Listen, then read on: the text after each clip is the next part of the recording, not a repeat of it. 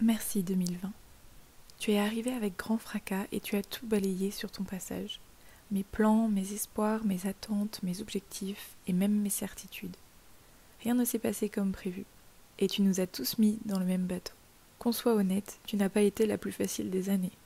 Pourtant, tu m'as aussi beaucoup apporté. Tous les changements de plans, les déceptions, les tristesses, les incertitudes m'ont amené à me découvrir.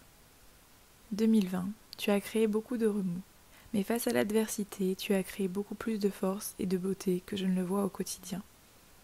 Alors, parce que tu es décrié, que beaucoup voudraient t'oublier et que j'ai moi-même tendance à vouloir te placer loin derrière, je voulais t'envoyer un message de gratitude. Merci 2020. Tu m'as transformé. Tu m'as tendu la main à chaque fois que j'étais perdue. Tu m'as apporté tout ce dont j'avais besoin au moment où j'en avais besoin. Tu as placé les bonnes personnes autour de moi. Tu m'as fait découvrir des parties de moi encore inconnues. Tu m'as ramené à l'intérieur. Littéralement, tu m'as apporté mon cocon parisien. Allégoriquement, en me ramenant vers mes sensations, mes émotions, mon intuition et mon corps. Face à l'incertitude du futur, tu m'as montré la seule chose qui existe vraiment, l'instant présent. Tu as entrouvert un chemin, celui qui me ramène à moi. Un voyage que je ne fais que commencer. Un voyage pour me découvrir et avancer plus alignée. J'ai tant de choses desquelles être reconnaissante.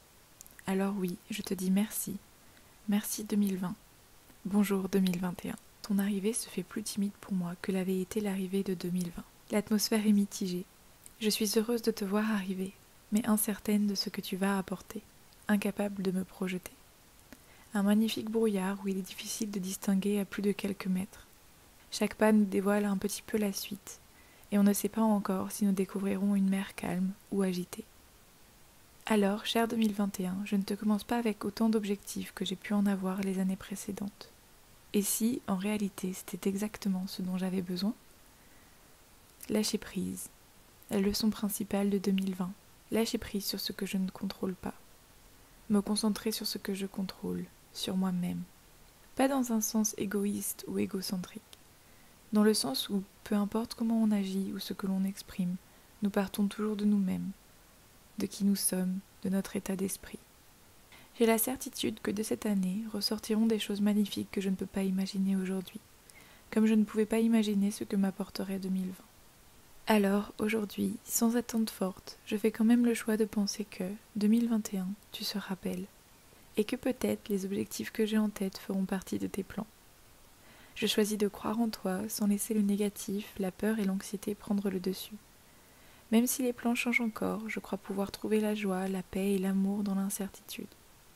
Comme l'a si bien écrit Gilles Clément, quand le choix réside entre ce qui détruit et ce qui est autre chose, incertain, je préfère aller vers ce qui est incertain, parce que c'est dans cette incertitude que se tient l'espoir. J'ai hâte de tant apprendre de toi. Bonjour 2021.